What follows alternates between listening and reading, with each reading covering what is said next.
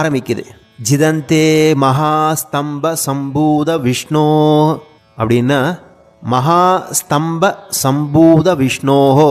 ஸ்தம்பம் அப்படின்னா உயர்ந்த தூண், பகவான் அவதரித்த தூண். அந்த தூணை பிளந்து கொண்டு ஹிரண்யகசிபுவை அழிப்பதற்காக அவதரித்தார். மகாஸ்தம்ப சம்பூத விஷ்ணோ ஜிதந்தே, வெற்றி உண்டாகட்டும். யாருக்கு? பிரகலாதனுடைய வார்த்தையை காப்பாற்ற தூணிலிருந்து அவதரித்த விஷ்ணுவே.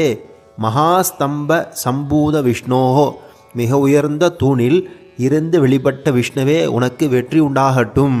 அடுத்த வரி, ஜிதந்தே ஜகத் ரக்ஷணார்த்தா அவதாரா. எதுக்காக அவதரித்தார்? ஜகத்தை ரட்சிப்பதற்காக அவதரித்தார். நரசிம்மர் பிரகலாதனை காப்பாற்ற அவதரிக்கலை. பிரகலாதனை ஹிரண்யகசிபு பலபடிகளாக பல முறைகளில் கொல்ல எவ்வளவோ முயற்சி பண்ணார். எந்த வழியிலும் பிரகலாதனை கொல்ல முடியல. பிரகலாதன் சொன்ன வார்த்தையை உண்மையாக்கணும் அப்படின்னு அவதரித்தார். இந்த தூணில் நீ வணங்கும் ஹரி இருக்கானா அப்படின்னு கேட்டதுக்கு, ஆமாம் இருக்கார், எல்லா இடத்துலையும் இருக்கார், நீக்கமர நிறைந்து இருக்கார் அப்படின்னு சொன்ன உடனே இந்த தூணை உடைக்கும் பொழுது பிரகலாதன் சொன்ன வார்த்தையை உண்மையாக்குவதற்காக அவதரித்தார் பகவான் நரசிம்மர். அதற்கு முன்பு ஹிரண்யகசிபு செய்த கொடுமைகள், உலகத்தில் வேதமே கூடாது, வேத அத்தியாயனம் கூடாது, யாகயஜ்யம் கூடாது, எல்லா கோவில்களிலுமே இடிச்சிட்டான், எல்லா கோவில்களிலும் அவனோட விக்கிரகத்தையே வளைச்சி பூஜை செய்ய வச்சான். மக்கள் ஜனங்கள் எல்லாரும் ஹிரண்யகசிபுவை கடவுளாகவே வழிபட வச்சான். அவனோட சக்தியால் காற்றை, சூரியனை, நெருப்பை, அண்டச்சராச்சரம் எல்லாத்தையுமே அவனோட கட்டுக்குள்ளே வச்சிருந்தான். மகாபலசாலியான மிக கொடுமையான அசுரன், மிகப்பெரிய கொடும்பாவிகிட்டிருந்து ஜகத்தை, பக்தர்களை, பாகவதர்களை காப்பாற்றுவதற்காக பகவான் அவதரித்தார். ஜகத் ரக்ஷணார்த்த அவதாரம். அது அன்னைய காலத்தோடு முடியாமல் இந்த கலிகாலம் வரையிலும் பலன்களை பெறுபவர்களுக்கும் சரி, எக்காலத்திலும் வேண்டிய வரங்களை கொடுப்பதற்காகவே அவதரித்தார். ஜகத் ரக்ஷணார்த்த அவதாரம்.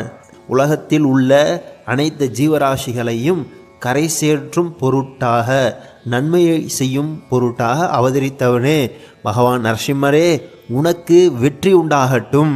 ஜகத் ரக்ஷணார்த்தம் அப்படிங்கும்போது மாதா ரக்ஷகர் அல்லல், பிதா ரக்ஷகர் அல்லர், பிராதா ரக்ஷகர் அல்லர். மாதா தாய் ரக்ஷகர் அல்லல் எங்கே பார்த்துக்கலாம்? கைகையிட்டு பார்த்துக்கலாம்.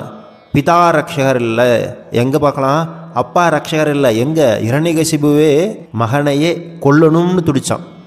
அதே போல் கூட பிறந்தவர் ரக்ஷகர் இல்லை, பிராதா ரக்ஷகர் இல்லை அப்படின்னு சொன்னார். எங்கே?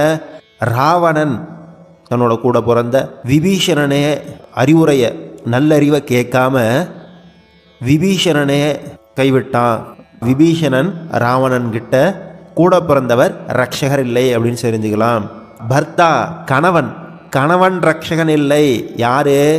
1க்கு 5 கணவன்மார்கள் இருந்தாங்க பாண்டவர்கள், பஞ்ச பாண்டவர்கள். இந்த 5 கணவன்மார்களும் ஒருவராலுமே திரௌபதியை ரட்சிக்க முடியவில்லை. இங்கே எல்லா இடத்துலையுமே நரசிம்மர் தான் ரட்சித்தார் பிரகலாதனை. ராமர் தான் சரணாகதி கொடுத்து அபயம் கொடுத்தாரு விபீஷணனுக்கு. அதை போல் பகவான் கிருஷ்ணர் தான் வஸ்திரத்தை கொடுத்து திரௌபதியை காப்பாற்றினார்.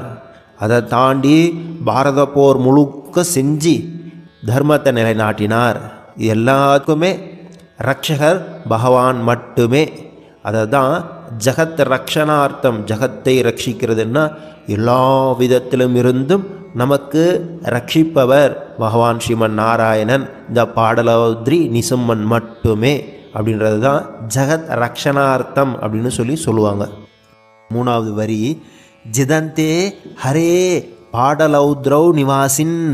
மேலே சொன்னாரே, மிக உயர்ந்த தூணிலிருந்து அவதரித்த விஷ்ணுவே, ஜிதந்தே உமக்கு வெற்றி உண்டாகட்டும் ஹரியே.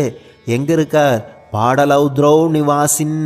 இந்த சிகப்பு மலை, சிகப்பு மலை குன்று அப்படி இருக்க பாடலாத்ரி என்று அழைக்கப்படக்கூடிய சிங்கப்பெருமாள் கோவிலில் உள்ளே அழகிய சிங்கமாக அவதரித்து அங்கே பக்தர்களுக்கு காட்சி கொடுக்கிறாயே.